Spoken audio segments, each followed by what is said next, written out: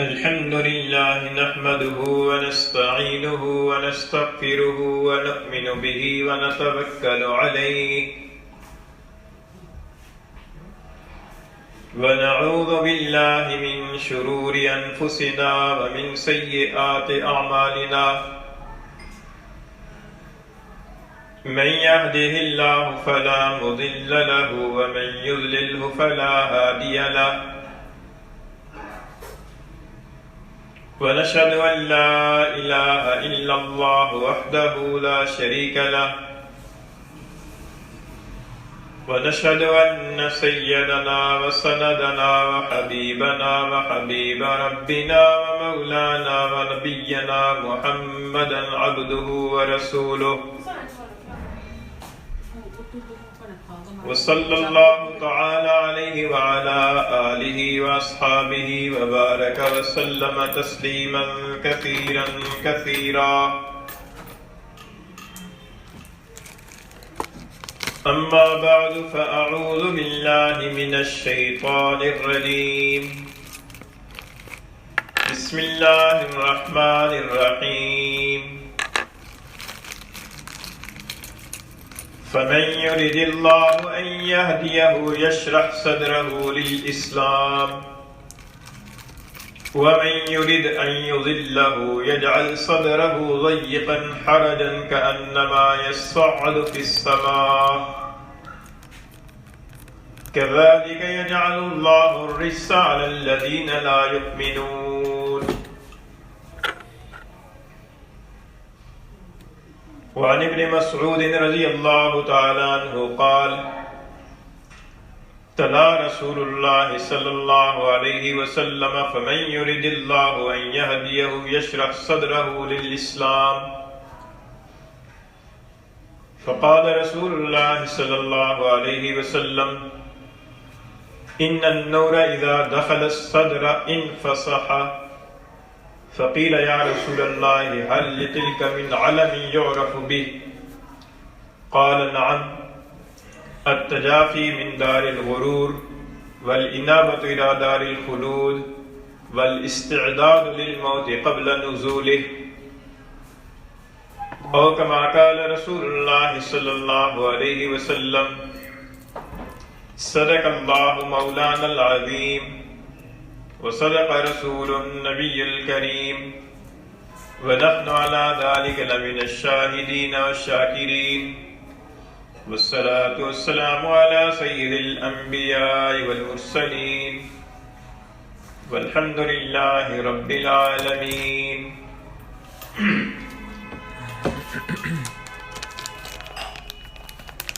گرامی قدر سامعین، آپ کے سامنے 8ویں پارے سے سورہ انعام کی ایک آیت کریمہ تلاوت کی ہے،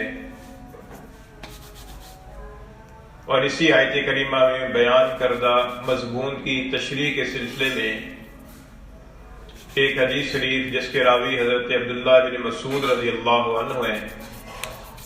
وہ حدیث میں نے آپ کے سامنے پڑھی ہے۔ اس حدیث کو صاحب مشکات نے امام بہقی رحمہ اللہ کے حوالے سے نقل فرمایا ہے۔ اس آیت کریمہ میں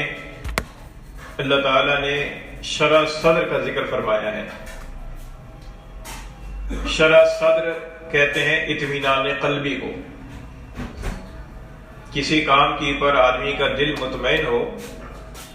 اور آدمی کے دل سے آواز آ رہی ہو کہ یہ کام درست ہے اور یہ راستہ جو میں نے چنا ہے یہ ٹھیک ہے، اس کو شرح صدر کہا جاتا ہے۔ اور یہ شرح صدر حاصل ہو جانا، کسی درست کام کی پر آدمی کے دل کا مطمئن ہو جانا، یہ اللہ تعالیٰ کی طرف سے بہت بڑا انعام ہے کہ آدمی مطمئن ہو کہ میں جس راستے پر چل رہا ہوں یہ راستہ میری منزل ہی کی طرف جاتا ہے۔ آدمی سفر کی پر نکلتا ہے اور سفر کے دوران اپنی منزل مقصود کی طرف سفر کی منزلیں طے کرتا ہے۔ راستے میں اگر اسے یہ اطمینان ہو کہ جو میری منزل ہے اسی منزل کی طرف یہ راستہ جا رہا ہے تو آدمی جتنا سفر طے کرتا ہے اتنا ہی خوش ہوتا ہے کہ میں درست راستے کی پر چل رہا ہوں، اور اللہ کرے گا گھنٹے بعد، 2 گھنٹے بعد، 4 گھنٹے بعد میں اپنی منزل پر پہنچ جاؤں گا۔ اور اگر انسان سفر کی پر نکلے اور منزل مقصود کے راستے کے بارے میں اسے اطمینان نہ ہو، اسے یہ خدشہ اور یہ وسوسہ آ رہا ہو کہ میں جس راستے پر چل رہا ہوں خدا جانے کہ یہ راستہ میری منزل کی طرف جاتا ہے یا منزل سے دور لے جانے والا ہے، اس کیفیت کی حالت کے اندر آدمی جو سفر کرتا ہے تو وہ اطمینان نہیں ہوتا کہ پتہ نہیں میں منزل مقصود کی طرف جا رہا ہوں یا کہیں اس سے دور ہی ہوتا جا رہا ہوں۔ اس کو کہتے ہیں بے اطمینانی، غیر شرح صدر ہونا، سینے کا تنگ ہونا، متذبذب ہونا۔ تو یہ سیدھے راستے کی پر چلتے وقت میں آدمی کا دل مطمئن ہو، یہ اللہ تعالیٰ کی بہت بڑی نعمت ہے۔ آخرت کا جو سفر ہے، اس سفر کے اوپر بھی لوگ چل رہے ہیں اور اپنے اپنے نظریات اور اپنے اپنے عقائد کے مطابق یہ سمجھتے ہیں کہ ہم ٹھیک راستے پر ہیں، لیکن بعض اوقات ایسے ہوتا ہے کہ شیطانی وساوس کی وجہ سے، نفسانی مکاریوں کی وجہ سے اور ماحول کی وجہ سے انسان کسی غلط راستے کی پر پڑ جاتا ہے اور یہ سمجھتا ہے کہ میں ٹھیک ہی راستے پر جا رہا ہوں۔ اس کو اللہ تعالیٰ نے اس آیت کریمہ میں مثال کے ساتھ بیان فرمایا ہے۔ آیت کریمہ کا ترجمہ آپ کے سامنے عرض کرتا ہوں۔ اللہ تعالیٰ نے فرمایا کہ فَمَن يُرِدِ اللَّهُ أَن يَهْدِيَهُ، پس جس آدمی کی اللہ تعالیٰ جس آدمی کو ہدایت کی پر لانے کا ارادہ فرما لیں، اور اللہ تعالیٰ جس کو ہدایت کے رستے کی پر رکھنا چاہیں، یشرح صدرہ للاسلام، اس کے سینے کو اسلام کے لیے کھول دیتے ہیں، اس کا سینہ کھل جاتا ہے، اس کا دل مطمئن ہو جاتا ہے کہ میں نے جس مذہب کو اختیار کیا ہے، جس دین کو اختیار کیا ہے، وہ دین درست سمت کی طرف اور درست منزل کی طرف مجھے لے جا رہا ہے۔ وَمَن يُرِدْ أَن يُضِلَّهُ، اور جس آدمی کو گمراہ کرنے کا اللہ تعالیٰ ارادہ فرما لے، يَجْعَلْ صَدْرَهُ ضَيِّقًا حَرَجًا كَأَنَّمَا يَصَّعَّدُ فِي السَّمَاءِ، اللہ تعالیٰ اس کے سینے کو تنگ فرما دیتے ہیں، بہت تنگ کر دیتے ہیں، ایسے محسوس کرتا ہے کہ گویا وہ آسمان کی پر چڑھ رہا ہے، اتنا مشکل اور بھاری کام کر رہا ہے کہ جو اس سے ہو نہیں رہا۔ كَذَلِكَ يَجْعَلُ اللَّهُ الرِّجْسَ عَلَى الَّذِينَ لَا يُؤْمِنُونَ، ایسے ہی اللہ تعالیٰ گندگی ڈالے رکھتا ہے ان لوگوں پر جو ایمان نہیں لاتے۔ اس سے یہ معلوم ہوتا ہے کہ ایمان بہت بڑی دولت ہے۔ جس آدمی کو ایمان نصیب ہے، اللہ کی ذات پر ایمان نصیب ہے، اللہ کے رسولوں پر ایمان نصیب ہے، اللہ کی کتابوں پر ایمان نصیب ہے، اور ان صالح تعلیمات پر ایمان نصیب ہے جو اللہ کے رسول لے کر تشریف لائے ہیں، تو اس ایمان کی برکت سے کفر کی گندگی سے اور شرک کی گندگی سے وہ آدمی بچا رہتا ہے۔ اور اگر اس آدمی کو اسلام کے بطور دین کے قبول کرنے کی پر اطمینان قلبی حاصل ہے تو یہ ایک اور اللہ تعالیٰ کی نعمت ہے۔ تو یہ اسلام کی جو نعمت ہے، اسلام کا جو دین ہے، اس دین کو قبول کرنا ایک تو نسلی طور پر ہے نا، یعنی ہم چونکہ مسلمانوں کے گھرانوں میں پیدا ہو گئے ہیں، مسلم گھرانوں میں پیدا ہوئے، مسلم معاشرے اور مسلم ماحول کے اندر ہم نے آنکھیں کھولی، آپس میں دائیں بائیں ہم نے مسلمانوں جیسے اعمال کرتے ہوئے لوگوں کو دیکھا تو ہم بھی مسلمان ہو گئے، ہم نے بھی اپنے آپ کو مسلمان کر لیا۔ اور ایک یہ ہوتا ہے کہ آدمی پورے اطمینان قلبی کے ساتھ اور پوری وہ شرح صدر کے ساتھ دین اسلام کو قبول کرتا ہے۔ یہ تب ہوتا ہے کہ جب آدمی بالغ ہونے کے بعد نظریاتی طور پر اور پورے اطمینان کے ساتھ دین اسلام کو بطور دین کے تسلیم کر لے، اور پھر اسلامی تعلیمات کی پر بھی اسے شرح صدر حاصل ہو، پھر اسلام کے مقابلے میں وہ کافروں کے جو طریقے ہیں ان کی تعریفیں نہ کرے، بلکہ وہ اسلام کی تعلیمات کو اپنانے کی کوشش کرے۔ تو یہ شرح صدر ہے اسلام کے اوپر۔ کئی مسلمان ایسے ہوتے ہیں کہ جو اپنے مسلمان ہونے کے اوپر انہیں اطمینان نہیں ہوتا، وہ اس کے بالمقابل اپنا مسلمان ہونا بیان کرتے ہوئے شرماتے ہیں، اور وہ دوسرے مذاہب والوں کو اپنے سے بہتر سمجھتے یا بہتر کہتے ہیں۔ یہ بات ٹھیک نہیں ہے۔ اسلام اور اسلام کا ماننے والا بہر صورت اللہ تعالیٰ کے ایک آخری اور حتمی دین کو ماننے والا ہے۔ اسے چاہیے کہ وہ اسلام کے مقابلے میں دوسرے مذاہب کی اچھائی نہ بیان کرے، وہ اسلام کی تعلیمات کو اپنانے کی کوشش کرے۔ یہ دراصل خرابی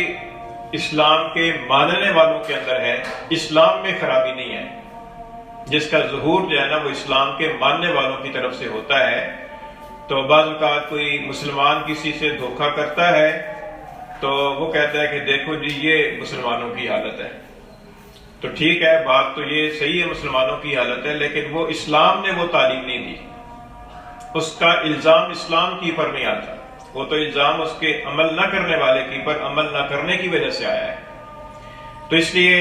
انسان کو اسلام کے مذہب کی پر، اسلام کی تعلیمات کی پر پورا شرح صدر ہونا چاہیے،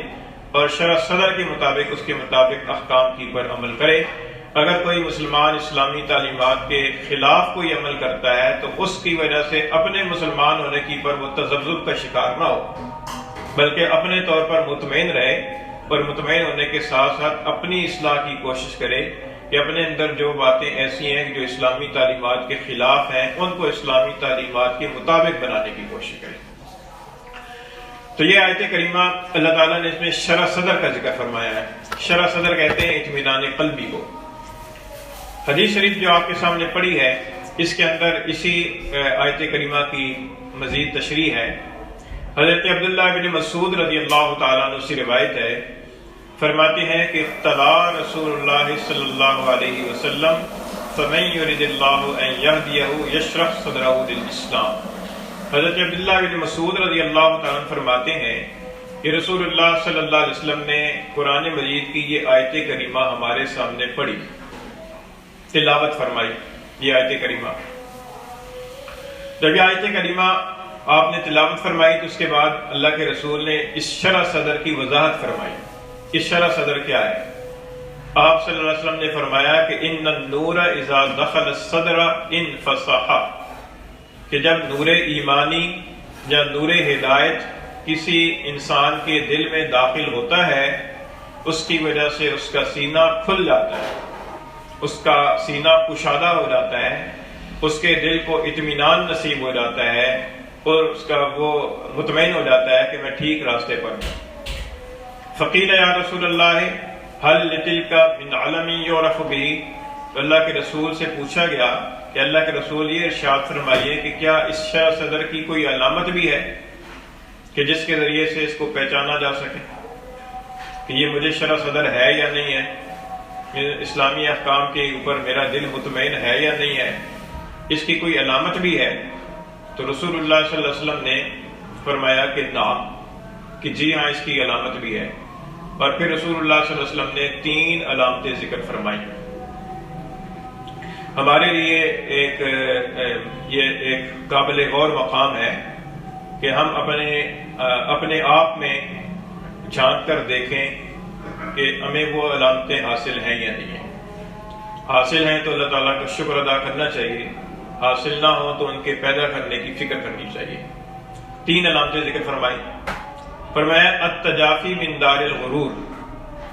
دھوکے والے گھر سے بعد اور دھوکے والے گھر سے دوری۔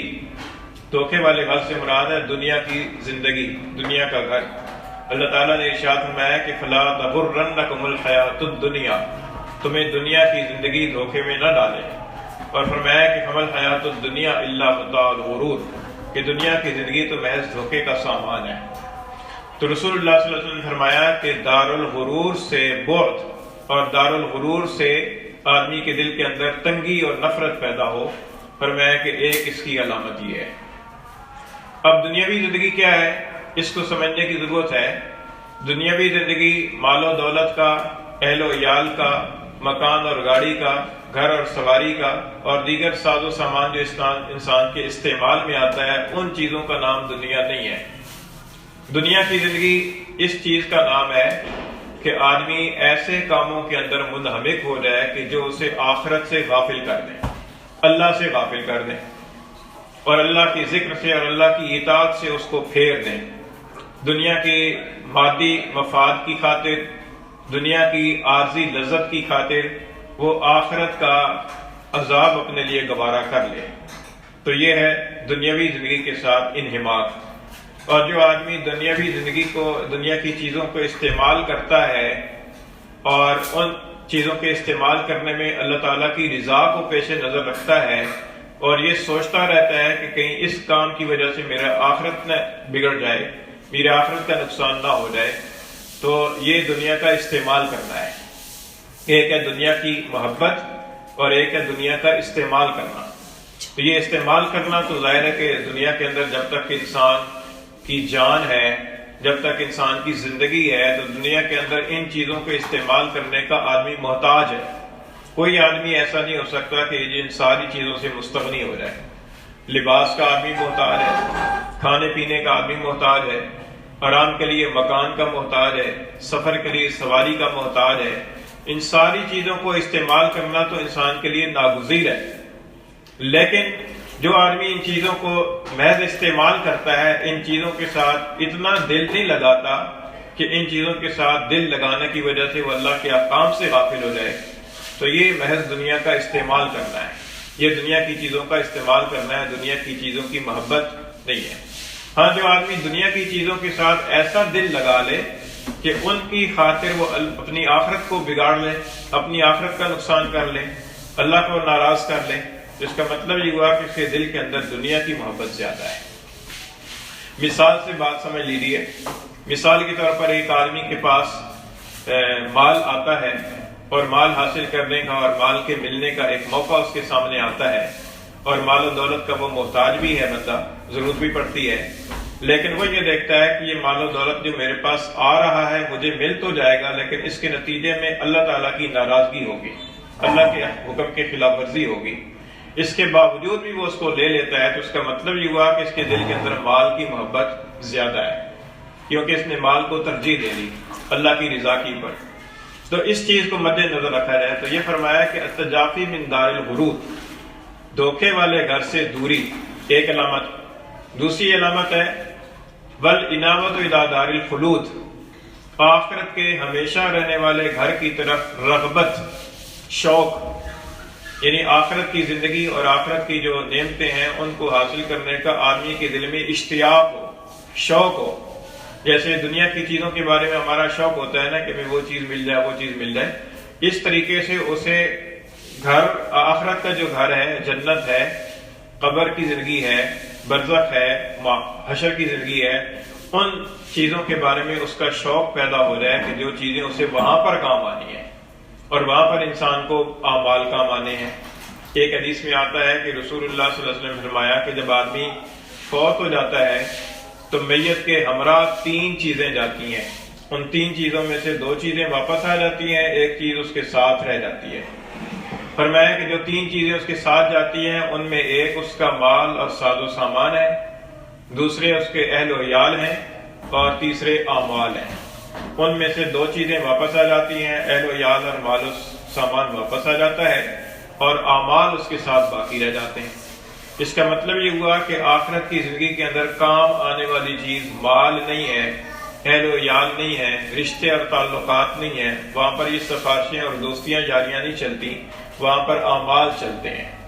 تو جس آدمی کو دار الخلود کے ساتھ، آخرت کے گھر کے ساتھ رغبت ہوگی، اسے لازماً اعمال کے ساتھ رغبت ہوگی، اسے عمل کا شوق ہوگا، اسے اس بات کی دلچسپی ہوگی کہ میں کوئی عمل کر لوں، مجھے عمل کرنے کا کوئی موقع مل جائے جس سے میں آخرت اپنی بنا لوں۔ یہ فرمایا کہ یہ دوسری علامت ہے والانابۃ الی دار الخلود۔ تیسری علامت فرمایا والاستعداد للموت قبل نزولہ، موت کے آنے سے پہلے پہلے موت کی تیاری کر لینا۔ یہ اس بات کی علامت ہے کہ اس کے دل کے اندر نور ایمانی موجود ہے، نور ایمانی کی رمق موجود ہے، نور ایمانی کی چنگاری موجود ہے، اور وہ آخرت کی اپنی موت کے آنے سے پہلے پہلے موت کی تیاری کر رہا ہے۔ اب موت سے آنے سے پہلے پہلے موت کی تیاری یہ ہے کہ جو اعمال موت کے بعد انسان کو کام آنے والے ہیں ان اعمال کے اندر انسان اپنی موت کے آنے سے پہلے لگ جائے اور اپنے اوقات کا اور اپنی صلاحیتوں کا ایک سمجھیں کہ ایک بڑا حصہ وہ ان کاموں کی پر لگائے کہ جن کاموں کی وجہ سے اس کی آخرت بنے۔ تو یہ ہے والاستعداد للموت قبل نزولہ، موت کے آنے سے پہلے پہلے اس کے لیے تیاری کر لینا۔ حضور اقدس صلی اللہ علیہ وسلم نے شرح صدر کی یہ 3 علامتیں ارشاد فرمائی ہیں،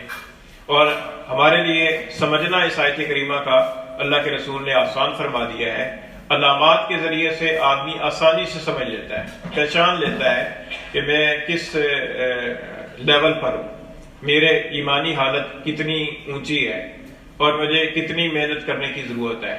تو یہ دیکھ لیا جائے، ہر انسان مجھ سمیت ہر انسان کو یہ دیکھنا چاہیے کہ ان 3 علامات کے بارے میں وہ غور فکر کرے کہ آیا یہ چیزیں مجھے حاصل ہیں یا نہیں ہیں۔ اگر حاصل ہیں کسی درجے میں تو اللہ کا شکر ادا کرے اور اس کو بڑھانے کی کوشش کرے، اور اگر نہیں ہے تو فکر کرے، اور تاکہ اللہ تعالیٰ سے مانگے، اللہ تعالیٰ سے توفیق مانگے کہ اللہ تعالیٰ اس کے لیے اس معاملے کو آسان فرما دے۔ تو یہ اس آیت کریمہ کی تشریح میں جو حدیث شریف وارد ہوئی ہے، امام بہقی رحمہ اللہ نے اس حدیث کو روایت کیا ہے، اس حدیث شریف سے اس بات کی طرف اشارہ ملتا ہے۔ اچھا، ایک اور حدیث ہے جس کے اندر اسی چیز کو ایک دوسرے انداز میں اللہ کے رسول نے ارشاد فرمایا ہے۔ مختلف اسالیب ہوتے ہیں بیان کے، کسی آدمی کو کوئی انداز سے سمجھ آ جاتا ہے، کسی آدمی کو کسی دوسرے انداز سے سمجھ آ جاتا ہے۔ حضرت ابو امامہ رضی اللہ تعالیٰ عنہ سے روایت ہے، فرماتے ہیں کہ ان رجلا سأل رسول اللہ صلی اللہ علیہ وسلم مل ایمان، ایک آدمی نے رسول اللہ صلی اللہ علیہ وسلم سے پوچھا کہ اللہ کے رسول ایمان کیا ہے؟ یعنی ایمان کا دعویٰ تو بہت سارے لوگوں کو ہوتا ہے، لیکن حقیقت ایمان کیا ہے کہ آدمی یہ سمجھ لے کہ مجھے ایمان حاصل ہے یا نہیں ہے، ایمان کیا ہے؟ تو رسول اللہ صلی اللہ علیہ وسلم نے ایک عام فہم بات ارشاد فرمایا کہ اذا سرت کا حسنتک وساعت کا سیئتک فانت مومن، فرمایا کہ جب تیری نیکی تجھے خوش کر دے اور تیری برائی تجھے غمگین کر دے تو تو سمجھ لے کہ تو مومن ہے، تیرے اندر ایمان موجود ہے۔ اب ہم اپنی زندگی کا جائزہ لیں کہ ہماری دلچسپیاں کن کاموں میں ہیں۔ آیا ہمیں دلچسپی اس کام سے ہے کہ کوئی ایسا عمل ہم کریں کہ جس سے اللہ راضی ہو جائے؟ کیا ہماری دلچسپی اس کام میں ہے کہ کوئی ایسا عمل ہم کریں روزانہ کہ جس سے ہماری آخرت بن جائے؟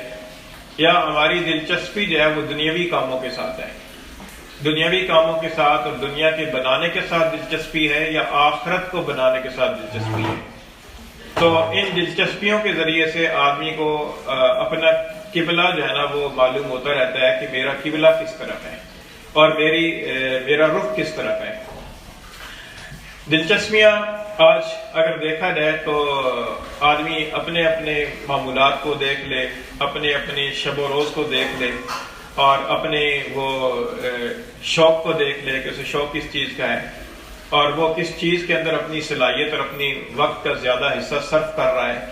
اور اس سے کیا حاصل کرنا چاہتا ہے۔ صبح کو بیدار ہوتے ہیں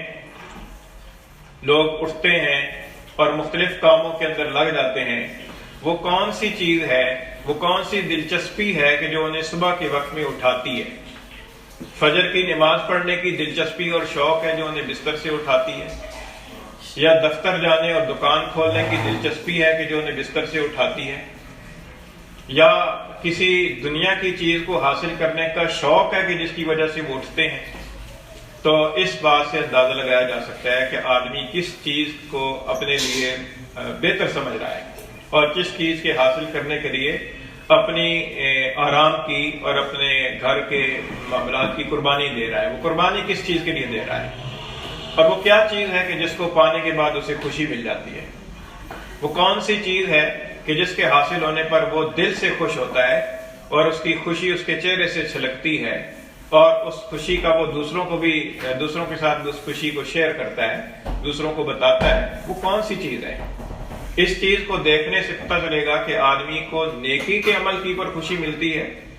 یا دنیا کی کوئی چیز حاصل ہونے پر خوشی ہوتی ہے کہ جسے جو چیز دنیا کی زندگی کے اندر کام آئے گی، جو موت تک کام آتی ہے اس کی پر خوشی ہو رہی ہے، جو موت کے بعد کام آنے والی ہے اس پر خوشی ہو رہی ہے۔ تو یہ رسول اللہ صلی اللہ علیہ وسلم نے ایمان کا ایک عام اس کی پہچان بتائی ہے کہ اذا سرت کا حسنت کا وساعت کا سیئت کا فانت مومن، کہ جب تجھے تیری نیکی خوش کر دے اور تیری برائی تجھے غمگین کر دے تو پھر تو سمجھ کہ تیرے اندر ایمان موجود ہے۔ اور ہماری حالت تو یہ ہے کہ ہمیں دنیا کا کوئی عہدہ مل جائے، دنیا کی کوئی مال و دولت حاصل ہو جائے، چاہے وہ ایسی مال و دولت اور ایسا عہدہ ہو کہ جس کے بدلے میں ہمارے آخرت کا نقصان بھی ہو رہا ہو، لیکن اس پر ہم خوش ہوتے ہیں۔ دنیاوی اعتبار سے کوئی ترقی مل جائے اس پر خوش ہو رہے ہیں، آخرت کا چاہے ستیہ ناش ہو جائے لیکن اس چیز کی پر ہمیں خوشی ہو رہی ہے۔ تو یہ ہمیں اپنی دلچسپیوں کا مرکز جو ہے، اپنی دلچسپیوں کا رخ تبدیل کرنے کی ضرورت ہے کہ ہماری دلچسپیوں کا رخ اعمال بن جائے، مال و دولت سے اور دنیا کی چیزوں اور ساز و سامان سے ہٹ کر ہماری دلچسپیوں کا مرکز اور محور آخرت بن جائے اور نیکی بن جائے۔ تو اس کا مطلب یہ ہوا کہ پھر ہمارے اندر ایمان ہے۔ اچھا، یہاں پر اس آیت کریمہ میں اس حدیث شریف کو امام احمد رحمہ اللہ نے نقل فرمایا ہے مسند احمد کے اندر، اور اس آیت کریمہ میں دو الفاظ اور قابل غور ہیں۔ اللہ نے فرمایا کہ فَمَن يُرِدِ اللَّهُ أَن يَهْدِيَهُ يَشْرَحْ صَدْرَهُ لِلْإِسْلَامِ، کہ جس آدمی کو اللہ تعالیٰ ہدایت پر لانا چاہتے ہیں اللہ تعالیٰ اس کے سینے کو اسلام کے لیے کھول دیتے ہیں، اسلام کے احکام پر اس کا دل مطمئن ہو جاتا ہے۔ وَمَن يُرِدْ أَن يُضِلَّهُ يَجْعَلْ صَدْرَهُ ضَيِّقًا حَرَجًا كَأَنَّمَا يَصَّعَّدُ فِي السَّمَاءِ، اور جس آدمی کو اللہ تعالیٰ گمراہی پر رکھنا چاہتے ہیں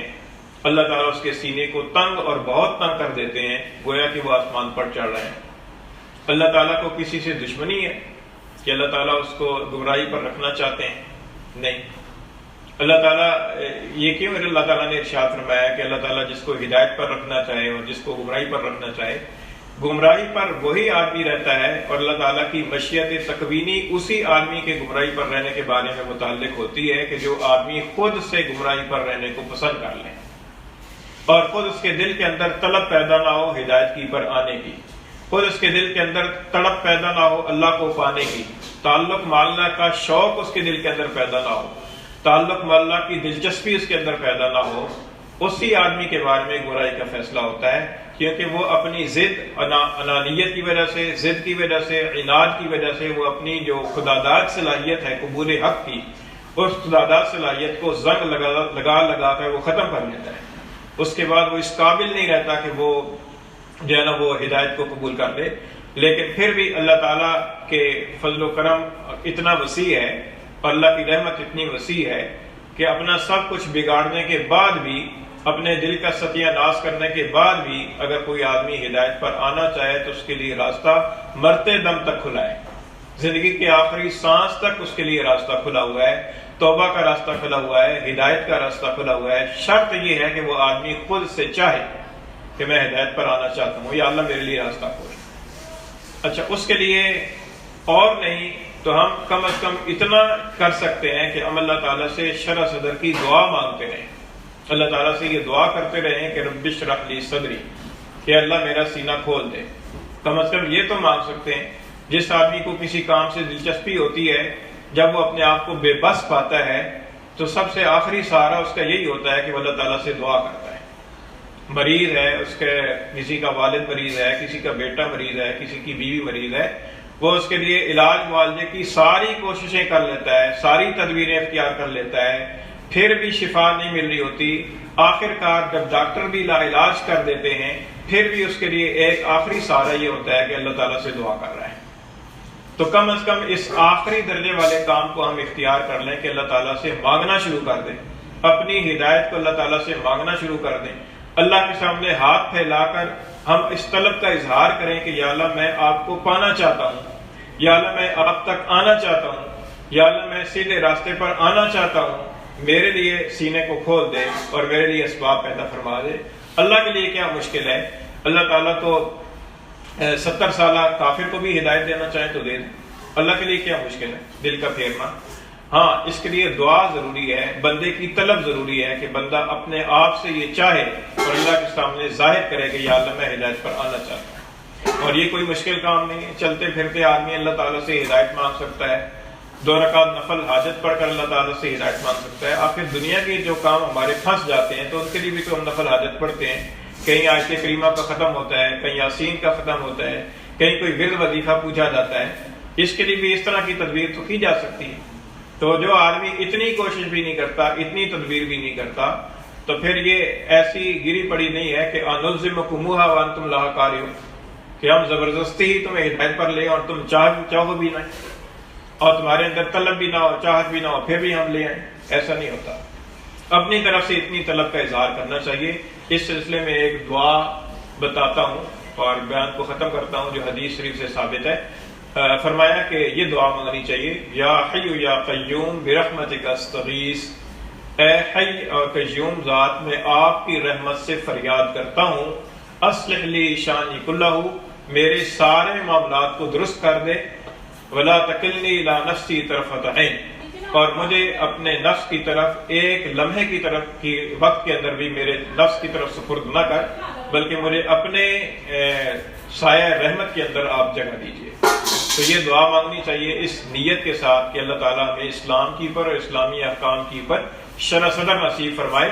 اور ہماری جو کمزوریاں ہیں ان کی اصلاح فرمائے۔ ایک دفعہ دوبارہ دعا دہراتا ہوں، یا حی یا قیوم برحمتک استغیث اصلح لی شانی کلہ ولا تکلنی الی نفسی طرفۃ عین۔ اللہ تعالیٰ ہماری توفیق کرے۔